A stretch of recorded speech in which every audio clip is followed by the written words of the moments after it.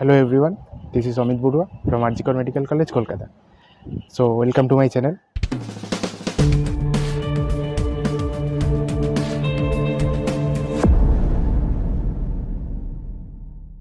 Hello everyone, I am back with a new video. So in this video, I will discuss the overlay and underlay technique of the myringoplasty, the part 2 of the myringoplasty. In the previous video, I have discussed the advantages and the contraindications of the myringoplasty. So to know the overlay and underlay technique, watch the video till end, and for the previous video check the description link, and for more updates subscribe the Artistic Doc.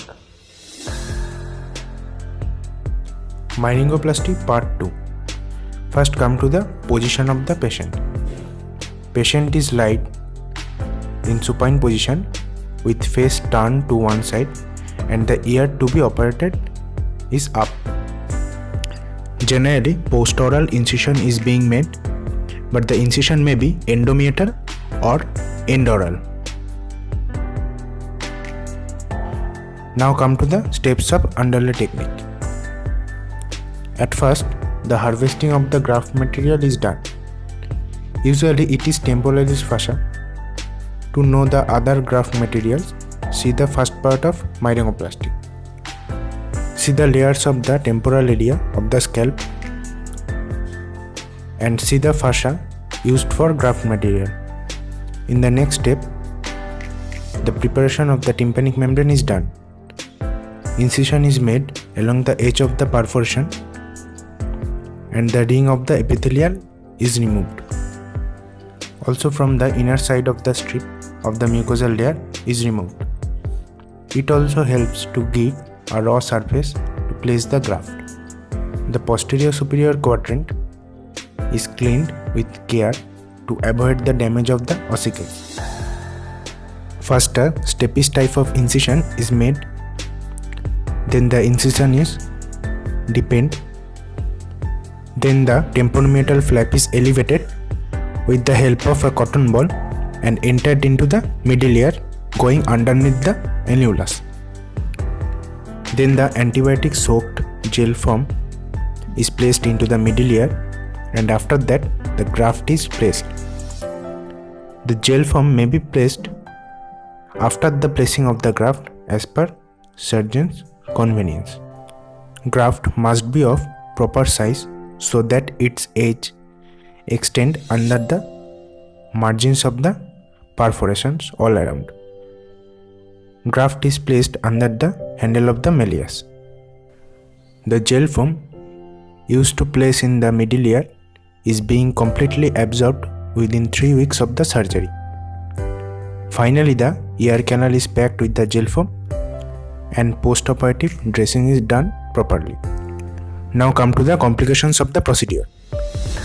Middle ear can become narrow. Graft may get adherent to the promontory, or anteriorly the graft may lose the contact from the remnant of the tympanic membrane, leading to anterior perforation. Now come to the overlay procedure.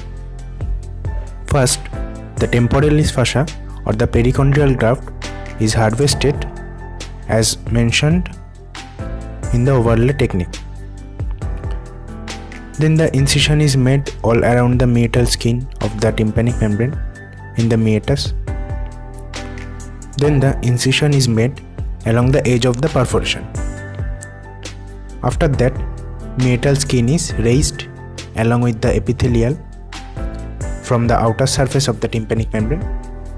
Then the graft is placed on the outer surface of the tympanic membrane. For this reason, this procedure is called overlay technique. A slit is made in the graft to tuck it under the handle of the malleus. Then the meatal skin, which was removed earlier, is placed by covering the periphery of the graft.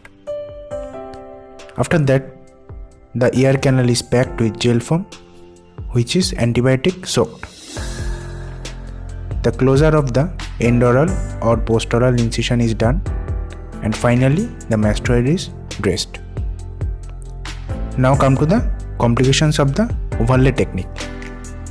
There may be blunting of the anterior sulcus, generation of epithelial pearls, or the lateralization of the graft. The lateralization of the graft can be prevented by the tucking of the graft under the handle. Now see the postoperative care once again. The stitches are removed after 5 to 6 days, and at the same time the ear pack is removed without disturbing the gel form.